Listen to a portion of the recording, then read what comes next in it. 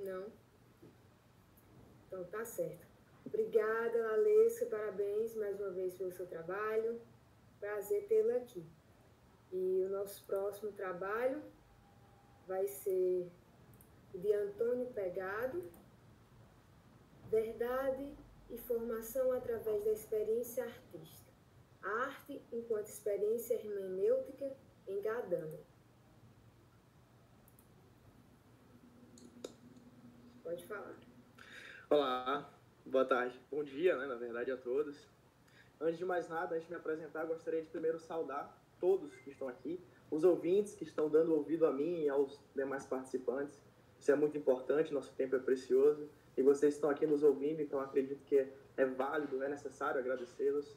Aos participantes que estão aqui comigo, o Almir, que é meu orientador, minha inspiração, meu grande amigo, a Lalesca, a Poliana, que também está aqui organizando, e também um agradecimento especial à organização do evento, né, desse colóquio que já acontece há 5 anos, posso dizer, já está na 5ª edição, e que ele é tão bem feito, tão bem organizado, e me deram a oportunidade de estar aqui apresentando, então muito obrigado por essa oportunidade. Qualquer problema no áudio, espero que vocês me avisem, tá? E eu vou apresentando aqui. Bom, mas quem sou eu, né? Meu nome é Antônio Augusto Pegado, eu faço filosofia na UFMA, eu sou graduando, estou por volta do 5º ao 6º período, não sei bem, a pandemia deu uma desnorteada nessa contagem, mas estou por volta do 5º, 6º período. Eu estou indo para o meu 3º PIBIC, com o Almir, que está aqui na mesa conosco, professor Dr. Almir, e todos os PIBICs eles dizem respeito à hermenêutica filosófica, especialmente a hermenêutica filosófica gadameriana e educação, mas agora recentemente hermenêutica, educação e estética também, ou filosofia da arte, como queiram. E as áreas que eu mais estudo, ou melhor, os temas que eu mais estudo dentro da hermenêutica, da filosofia da educação, da estética, são a linguagem, o diálogo, as ciências humanas e seus métodos, e também a verdade e a formação, que são 2 conceitos muito caros para mim, não só para mim no sentido filosófico, acadêmico, mas que são conceitos muito caros à minha própria existência. E é sobre essa verdade e formação, como o próprio título sugere, o título da minha apresentação é Verdade e Formação através da Experiência Artística, a arte como experiência hermenêutica em Gadamer, né?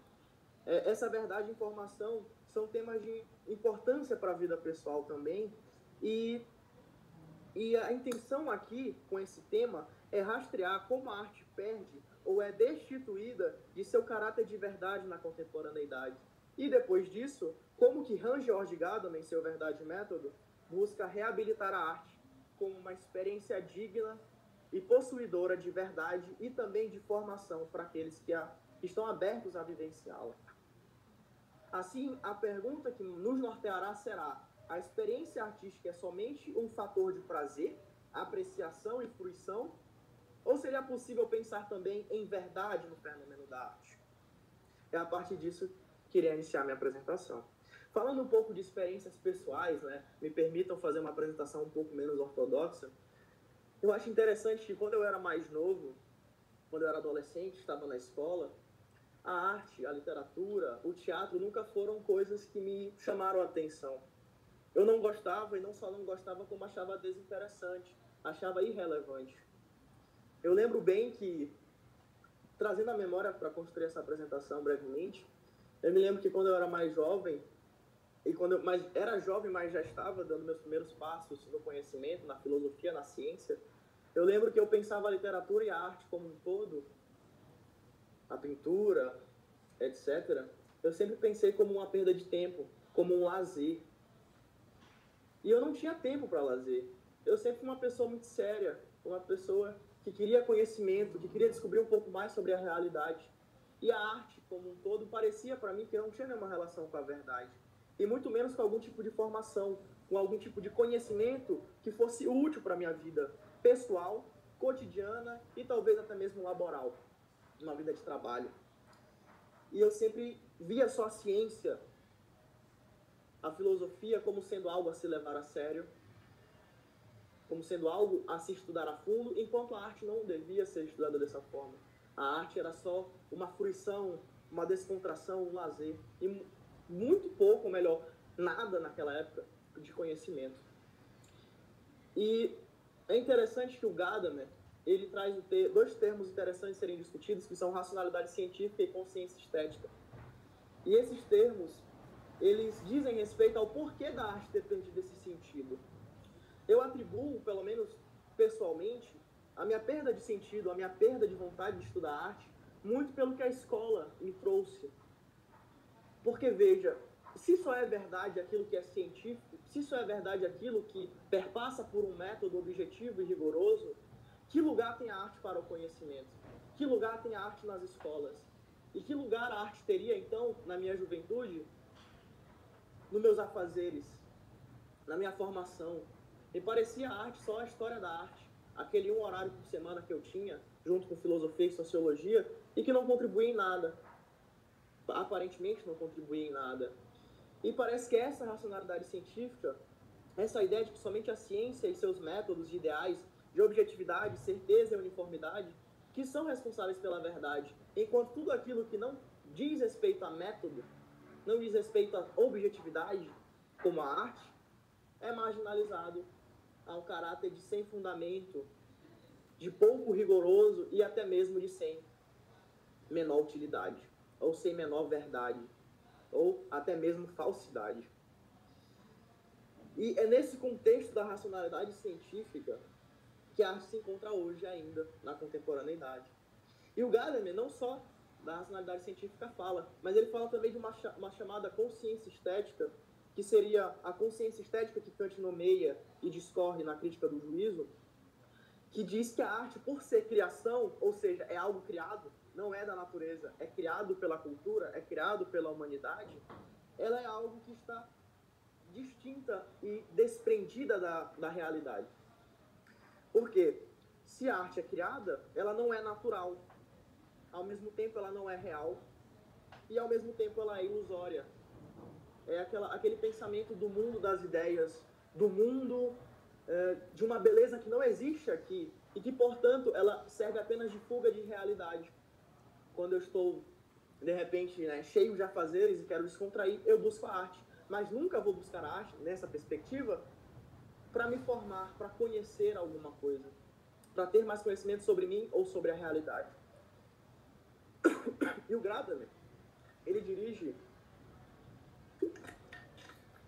fortes críticas ao Kant nesse sentido, por ter legado à arte essa característica de ser algo não natural, de ser algo irreal, ilusório e totalmente apartado da realidade.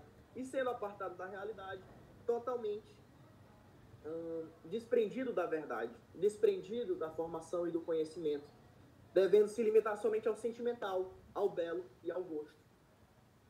E é claro que a arte tem muito de sentimental, de belo e de gosto, mas não se limita a isso. E eu gostaria de ressaltar uma incompatibilidade entre a arte e os moldes de verdade contemporâneo, essa verdade que exige como condição um método. Essa incompatibilidade se dá muito pela relação entre sujeito e objeto, que se tem na ciência e que se tem na arte. A relação do sujeito-objeto na ciência, ela deve ser tal como uma asepsia realizada para prevenir o contágio de uma doença. Nesse caso, porém, quem não pode ser contaminado é o objeto pelo sujeito. E isso é prevenido pelo método. Ou seja, o sujeito ele tem que se despir de si mesmo, ele tem que se ignorar, se esquecer e focar no objeto. Enquanto na arte o que acontece não é isso. O que acontece na arte, muito pelo contrário, é uma relação de sujeitos que dialogam. Quando eu leio literatura, existe um sujeito que lê e o sujeito que criou a obra de arte, e ainda tem uma terceira voz, que é a voz do personagem, a voz do narrador. E todos esses sujeitos estão ali em diálogo. Sendo algo subjetivo e não objetivo, como a arte poderia ser algo científico? Ou melhor, como a arte poderia ser verdadeira? Se verdade exige método. E parece que essa incompatibilidade contemporânea fundamental, ela nega à arte o seu caráter de verdade, de formação. E a arte fica ali marginalizada, um horário por semana nas escolas, final de semana a gente vê um filme, mas sempre com aquele intuito de descontração e nunca com o intuito de conhecer um pouco mais sobre nós mesmos e sobre a realidade que nos cerca, ou sobre as relações sociais, enfim, sobre qualquer coisa que diga respeito ao conhecimento. E nesse sentido, a arte ela é totalmente diferente da verdade porque ela é ametódica, ela é irreal, ela é subjetiva e ainda assim ela ainda é sentimental. sentimental no sentido de que tem paixões envolvidas, preconceitos e tudo aquilo que a ciência exige que seja despido antes que você entre no laboratório para verificar os objetos que lá estão e que merecem ser experienciados objetivamente para que dali a verdade surja. Então a arte está totalmente compatível com a verdade nos moldes contemporâneos. E isso explica um pouco por que a arte, para mim, pelo menos, e contemporaneamente de forma geral, ela perde o seu sentido e ela perde seu valor, sendo relegada a somente um lazer. E ainda tem uma questão que eu quero ressaltar brevemente aqui para não me estender, que o professor Gil Franco trouxe ontem, e me trouxe ótimas reflexões, inclusive, sobre a questão da arte ser desinteressada, né? Ela é diferente do prático utilitário. E parece que, nos moldes científicos, tudo que é verdade tem que ser prático, tem que ser utilitário, tem que ser uma tecnologia. E somente se for uma tecnologia, eu invisto em educação.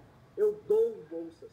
Se não for nada tecnológico, se não for nada relacionado à praxis, ao imediato, ao cotidiano, a uma aplicabilidade na realidade, não tem valor nenhum. E a arte se encaixa justamente nisso. Em algo desinteressado e que por isso parece inútil, parece totalmente distante daquilo que é prático, daquilo que é útil no cotidiano. E não sendo verdade, portanto, tampouco será formação. Porque o que é formação, afinal, senão um moldar, um formar, um desenvolver alguém ou algo de acordo com o que é útil. Não consigo imaginar alguém se formando nas escolas, recebendo uma formação de vários professores, e não sendo essa formação uma formação útil, ou que tem alguma relevância. Então, não sendo verdadeiro, não sendo utilitário, não sendo prático, não há por que formar-se em arte, não há por que estudar arte, porque isso não agrega nada àquela coisa, aquele humano que está se moldando e se formando.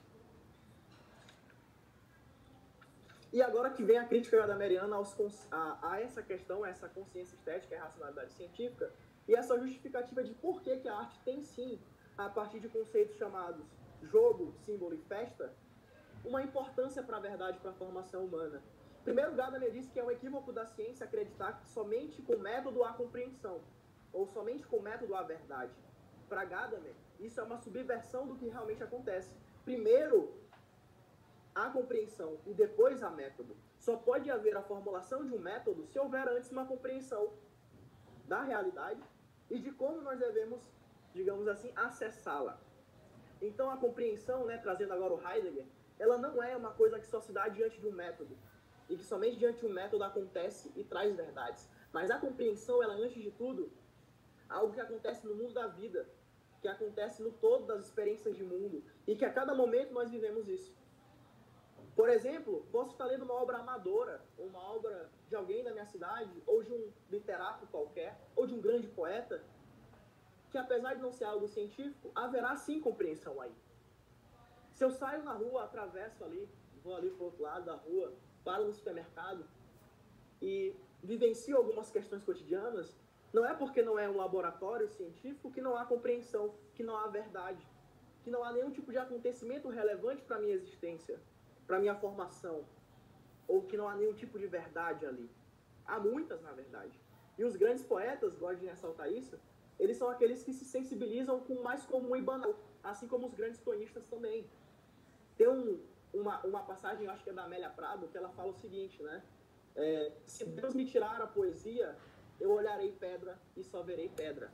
Ou seja, a pedra pode sim ser vista só como pedra, mas aquele ser sensível que compreende o mundo, e que não só o compreende num laboratório, mas também na vida, na realidade, no cotidiano, ele é aquele que consegue também olhar a pedra e ver mais que pedra. Consegue ver uma pedra no sapato, consegue ver um obstáculo, consegue ver uma pedra no meio do caminho, alguma coisa que me impede de chegar a outro lugar, e tantas outras coisas que a poesia pode falar sobre pedras e sobre outros objetos que aparentemente são irrelevantes, mas que tem muito a dizer sobre a verdade, sobre a realidade, sobre o conhecimento, e muito nos ajudam a nos formar enquanto humanos também.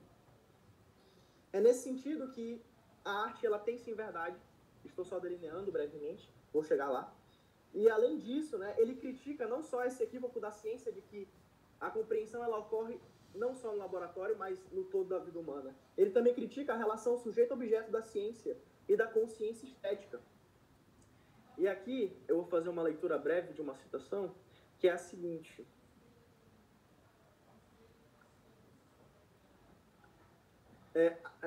Antes de fazer essa leitura, o que acontece é o seguinte: a relação entre sujeito e objeto na perspectiva da consciência estética e na ciência é sempre um sujeito que domina o objeto.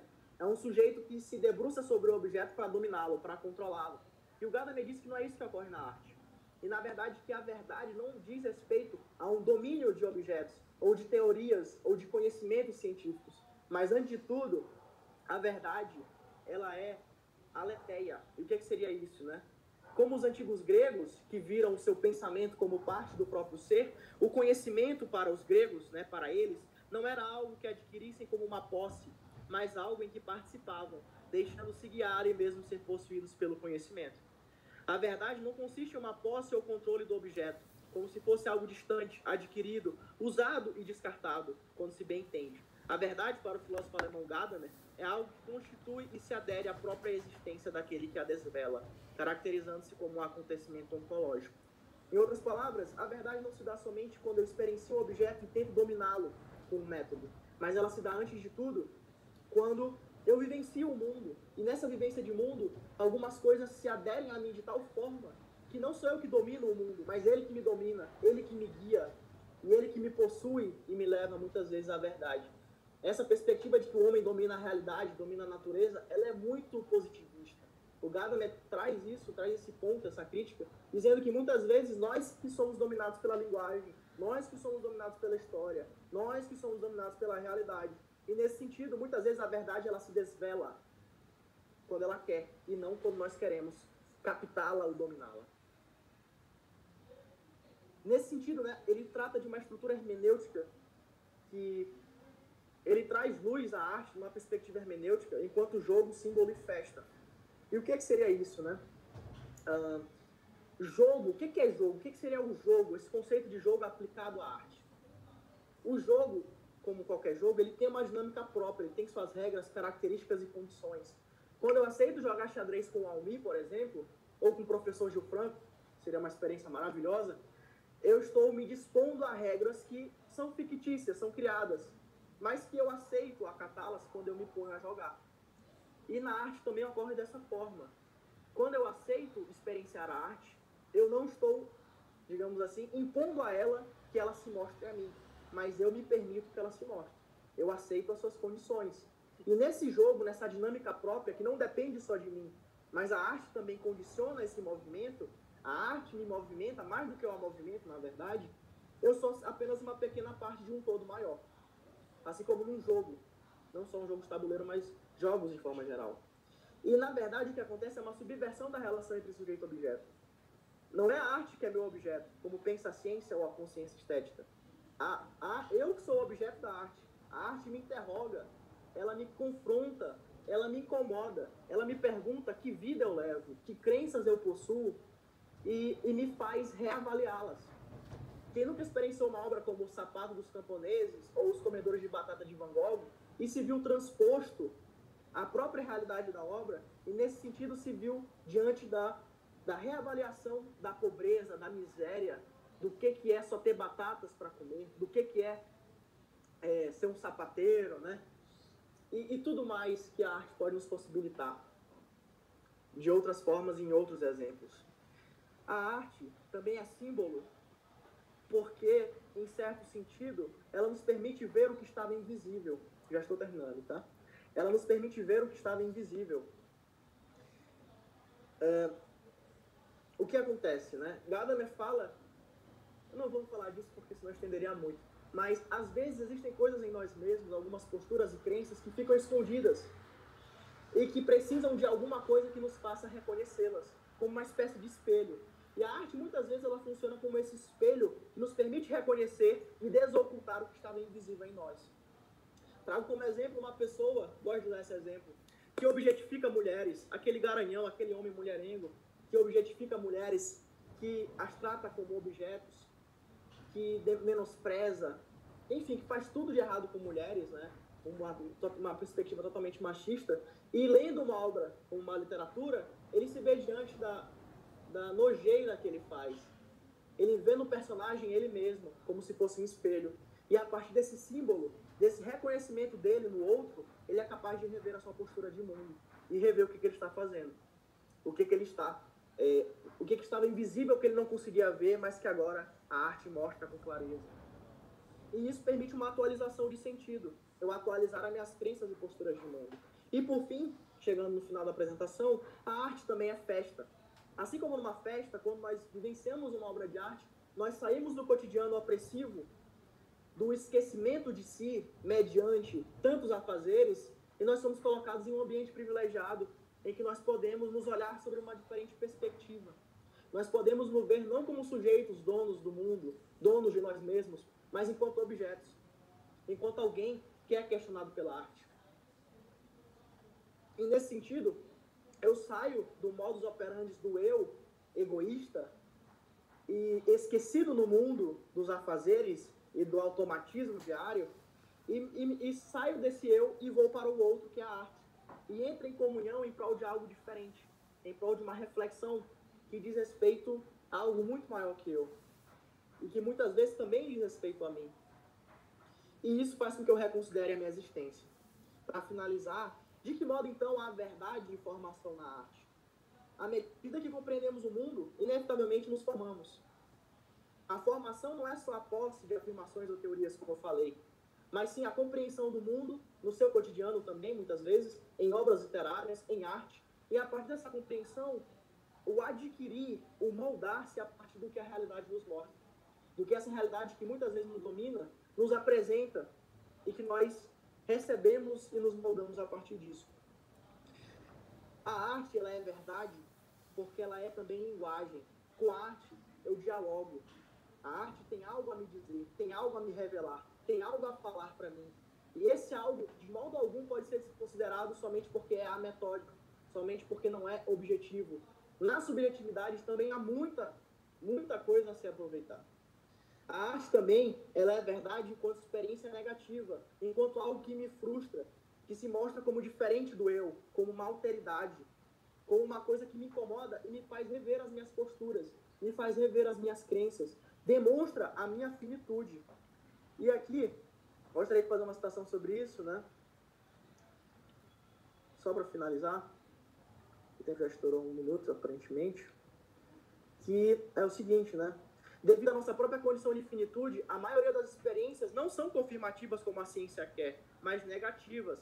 A experiência negativa, em vez de nos proporcionar a confirmação daquilo que já sabíamos, frustra-nos, apresentando-nos algo novo, que não só denuncia nosso caráter de finitude, como também nos abre para novas experiências, a fim de que completemos nossa insuficiência e ignorância. O novo, a tal, não tem a função apenas de ser uma pedra no sapato, o incômodo desnecessário, mas, sobretudo, termos encontrado no outro algo que ainda não havíamos encontrado em nossa própria experiência de mundo. Ou seja, a arte se apresenta como um outro que nos apresenta algo que não tínhamos visto antes da nossa experiência de mundo. Logo, a obra de arte, apesar de não trazer experiência positiva de confirmação que exige a ciência, revela-nos o novo, o diferente, ao mesmo tempo em que pontua os nossos erros, insuficiências e ignorâncias, de modo que, sendo uma experiência negativa, impele-nos a vivenciar novas experiências. Então, a arte ela também tem essa função de nos levar a viver outras coisas diferentes, de abrir nossos horizontes existenciais, de ver não somente aquilo que é sério, científico e metodológico, mas também aquilo que é, digamos assim, desinteressado como na arte. O próprio cotidiano também merece ser experienciado e a arte nos abre para isso. Finalizo, concluo com uma citação breve do Richard Palmer, no seu texto Hermenêutica. A experiência do encontro com uma obra de arte abre-nos um mundo. Não nos limitamos a ficar boquiabertos, gozando sensualmente os contornos da forma. Logo que deixamos de considerar uma obra de arte como um objeto e a vemos como um mundo, quando vemos o mundo através dela, então percebemos que a arte não é percepção sensível, mas conhecimento. Quando deparamos com a arte, alargam-se os horizontes do nosso próprio mundo e da nossa autocompreensão, de modo a vermos o mundo a uma nova luz, como se fosse a primeira vez. Mesmo os objetos comuns e habituais surgem a uma nova luz quando iluminados pela arte. Assim, uma obra de arte não é um mundo divorciado de nós. Se o fosse, não poderia iluminar como ilumina a nossa própria autocompreensão e compreensão do mundo, como faz. É isso. Muito obrigado. Espero que tenha ficado claro. Estou aberto às perguntas.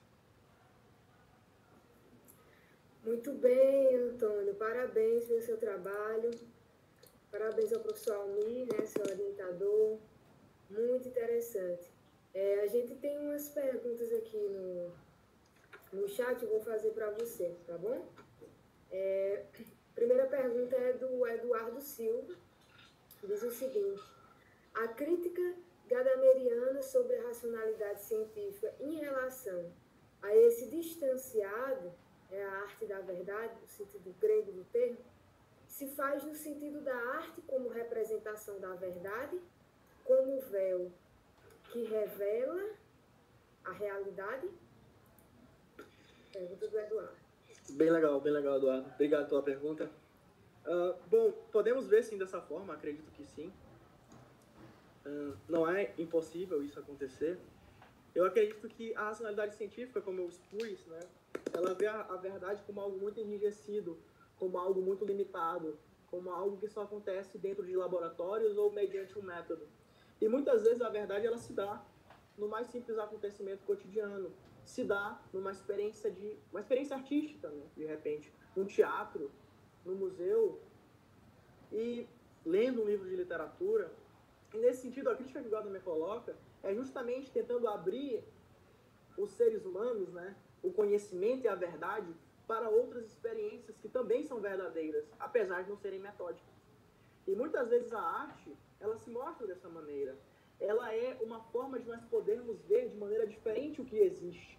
Não somente enquanto ficção, que também tem seu valor, mas enquanto uma representação da realidade. Uma representação daquilo que é e daquilo que poderia ser diferente também. Não só no mundo, mas também em nós mesmos. Como naquele exemplo do Garanhão, que se vê diante de uma situação em que ele é posto de frente com seus próprios atos em um livro, e ele consegue se ver como se fosse não um sujeito, mas como um objeto, e a partir disso ele é capaz de rever as suas próprias posturas de mundo, rever se aquilo que ele faz de fato é correto, ou se aquilo de fato é abominável, como o próprio personagem pode ser. Espero ter respondido. Muito bem. Alguma pergunta? Lalesca, professor Almir? Almir não vale. Várias, mas eu não vou fazer. Só elogiar, na verdade, Antônio, a sua excelente apresentação. A gente, nas aulas de estética filosófica, discute muito sobre isso, né? A arte que dá a pensar. E, assim, o meu conhecimento ainda é bem limitado para elaborar aqui uma pergunta para você. Então, eu vou deixar só a minha parabenização pela excelente apresentação. Muito obrigado. A gente tem uma pergunta do Ricardo Santos, certo? Que diz o seguinte: mas se a arte for a representação da verdade, ela não se mostra antifenomenológica e anti-hermenêutica? Certo. Obrigado pela pergunta, Rodrigo. Bom, né, talvez eu não tenha feito entender em alguns momentos, mas não é que a arte ela é a verdade, ou somente a arte ela é verdadeira. Mas a hermenêutica heideggeriana e gadameriana também, tentando abrir nossos horizontes para outras experiências de verdade e outras experiências de formação, ela nos permite ver também na arte a verdade, a compreensão, a formação. Nesse sentido, não entendi bem o antifenomenológica e o anti-hermenêutica, mas tentando delinear uma possível resposta, a arte é apenas uma das expressões da verdade. Ainda assim, há verdade na ciência. Eu acho que isso é importante ressaltar. Gadamer não quer destituir a ciência do seu posto de detentora, ou melhor, não detentora, né? De provedora de verdades. A ciência tem seu valor, mas a arte e outras experiências de verdade também, ela tenta limitar a ciência ou colocar a ciência no seu lugar de apenas mais uma das formas da verdade se expressar, havendo tantas outras como a própria arte. Então, não é uma crítica à ciência que tenta destroná-la, como, por exemplo, faz esqueci o nome do autor, mas um anarquismo metodológico, um anarquismo científico. Mas é uma perspectiva que, vendo o mundo, enquanto o nosso modo de ser no mundo como sempre compreensivo, nós compreendemos de várias formas e em vários momentos, não só na ciência, não só na arte, mas na vida, na história, na linguagem, em diálogo, como estamos fazendo aqui agora, lendo um livro e de tantas outras formas. Tudo isso em tudo isso há verdade. E, nesse sentido, acredito que não há uma incompatibilidade hermenêutica, uma antifenomenologia ou uma anti-hermenêutica nesse sentido. Espero ter respondido também, Rodrigo. Obrigado. Poliane, eu poderia acrescentar algo? Pode sim. Já que eu sou coautor, é que eu acho que essa questão que chega é uma questão boa, porque é uma questão que ela vem consciente da crítica que a fenomenologia e a hermenêutica fazem a uma filosofia da representação. Né? Acho que aí está em questão são os dois conceitos alemãos, Tastellum e Vorstellung. A arte é apresentação ou é representação? E ao que nos parece, de fato, a fenomenologia nos convoca a uma relação específica com o mundo das coisas, de modo que as coisas se mostrem como elas são. E aí o conceito de apresentação, do ponto de vista da radicalidade fenomenológica, talvez fosse até um pouco melhor aplicado. Aquilo que se apresenta, aquilo que se mostra no próprio transcurso do seu aparecimento fenomênico. Então, eu creio, Antônio, que essa pergunta vinha nesse sentido, porque o Husserl, essa galera toda do pensamento contemporâneo fenomenológico, desenvolve uma crítica à filosofia uma filosofia da representação propriamente dita, considerando aí que eles desacreditam numa ideia de sujeito enquanto aquele que é capaz de, ao representar, dizer sobre as coisas são. Pelo contrário, as coisas precisam se apresentar e ser percebidas no modo como elas se mostram para nós. Tastellum. Muito bom. Obrigado. E até porque, assim, a questão da verdade, né, quando ela vai aparecer, tanto na obra de Heidegger, A Origem da Obra de Arte, como no ensaio que ele escreve lá, O Fim da Filosofia e a Tarefa do Pensamento, que ele vai falar, gente, o método científico é só uma maneira de compreender o mundo. Existem outras maneiras de compreender o mundo, várias maneiras. E aí, quando ele fala, verdade não é entendido aqui como veritas, né? Correção, adequação, não é isso. Correspondência, verdade é como o professor Almi falou na comunicação dele, é a clareira, Lichtung, né? Lichtung. Exatamente. É a clareira, né? Essa abertura, né? A clareira do ser, no qual a gente entra nesse jogo, que é um jogo de velamento e desvelamento, né? Revelação e ocultação.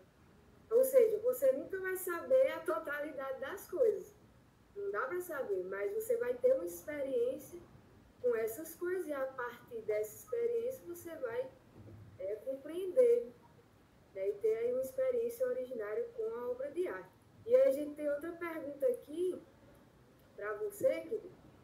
A pergunta da Giovana Braga, que diz o seguinte: só poderia haver a formação pela arte com os conceitos de jogo, símbolo e festa, ou seja, especificamente no último, devo ter que sair do cotidiano para experienciar a arte? Eu não entendi. Vamos lá, né? Boa pergunta, né? Pergunta difícil também. Eu entendo a pergunta da seguinte forma, né? Primeiro, se somente pode haver formação a partir dos conceitos de jogo, símbolo e festa, ou se há outros conceitos possíveis. E também, mais especificamente, o conceito de festa, se é necessário sair do cotidiano, como uma festa, né? Se deslocar do cotidiano para experienciar a arte. Bom, em resposta a isso, eu acredito, eu vou trazer minha perspectiva, o Almi pode contribuir com a dele, mas pelo que eu entendo da hermenêutica gadameriana, do Verdade e Método, o Gadamer traz a arte, ele vê a arte também como uma experiência hermenêutica como muitas outras. E como nós somos seres hermenêuticos para o Gadamer, nós somos seres de linguagem, de tradição, que possuímos preconceitos, nós somos seres que, de certa forma, temos certas condições a partir das quais vivemos o mundo, a arte também se adequa a isso. E na arte também podemos ver alguns elementos da experiência hermenêutica. Eu não sei até que ponto essa correlação que eu fiz é uma correlação que o Gadamer faz. No meu artigo eu correlaciono jogo, símbolo e festa com experiência hermenêutica, ou melhor, com experiência negativa, com linguagem. Eu relaciono também com a noção de diálogo, eu relaciono com a questão da pergunta e resposta, que ele também traz, com o círculo hermenêutico. Tudo isso dá para fazer a relação. Eu não sei até que ponto ele realiza, porque ainda não liberdade de método por completo. Mas, em certo sentido, alguns conceitos que o Gadamer desenvolve depois da primeira parte de verdade e método, que é a parte que ele fala sobre verdade na arte, são conceitos que também trazem luz à arte, como o conceito de história, de tradição e preconceitos, que ele coloca na segunda parte, e os conceitos de linguagem, diálogo e retórica da terceira parte, assim como o círculo hermenêutico que permeia a obra e a noção de pergunta e resposta.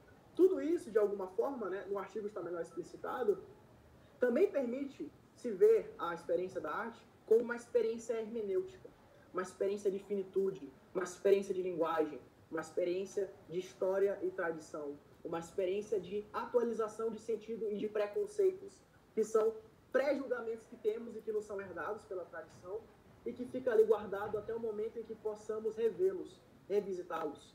Como o conceito, por exemplo, do machismo, com aquele homem que, de repente, lê um livro que é um espelho do que ele faz, né? E aí, só para finalizar, não acredito que somente havendo um deslocamento literal para um outro ambiente que não seja cotidiano, pode haver uma experiência artística. Eu posso experienciar a arte, óbvio, é sempre no cotidiano, né? E dentro de casa, né? No mesmo lugar que eu trabalho. Mas a questão é, o livro, se for bem lido, né? Se tiver uma imersão do leitor, de certa forma, naquelas palavras, no diálogo que convida ele a participar de uma conversa, ele vai se desligar de tudo aquilo que é opressivo, de tudo aquilo que diz respeito ao trabalho, ao cotidiano, ao esquecimento de si, e vai se ver numa nova dinâmica que a arte o coloca. Não sei se responde. Muito obrigado. Muito bom.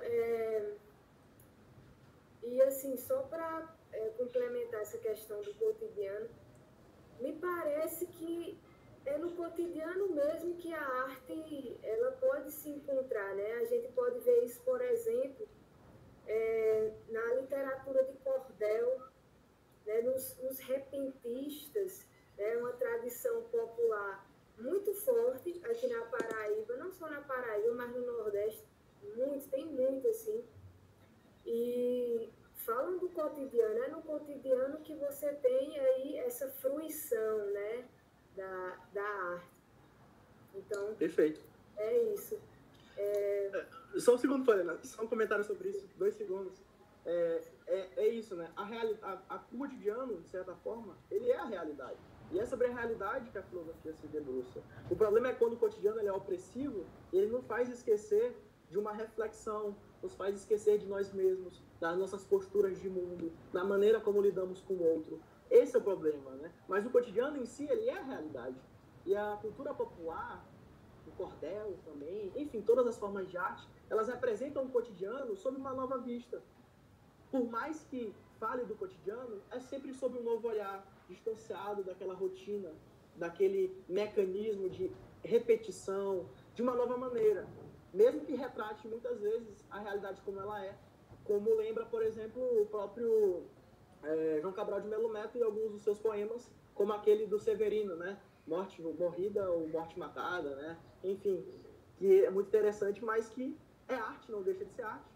É cotidiano, porque remete ao cotidiano, é realidade, e ao mesmo tempo não nos deixa, não nos impede, ou melhor, justamente nos leva a ver a realidade, o cotidiano, as nossas vidas, de uma maneira diferente, ainda que tudo aquilo que seja dito esteja o tempo todo na frente dos nossos olhos, mas não conseguimos ver por outras prioridades. Perfeito. Parabéns, Antônio. Parabéns, Valesca, por sua Almi. Prazer ter vocês aqui, conhecer vocês. Né? Grandes contribuições vocês fizeram essa manhã maravilhosa. E é isso, a gente finaliza aqui a nossa sessão de comunicações. Espero que todos tenham gostado. E até a próxima. Que no próximo evento a gente possa se encontrar pessoalmente e tomar o nosso tradicional cafezinho em conjunto. Só se for na Paraíba. Obrigada, gente. Obrigado a vocês também. Um abraço.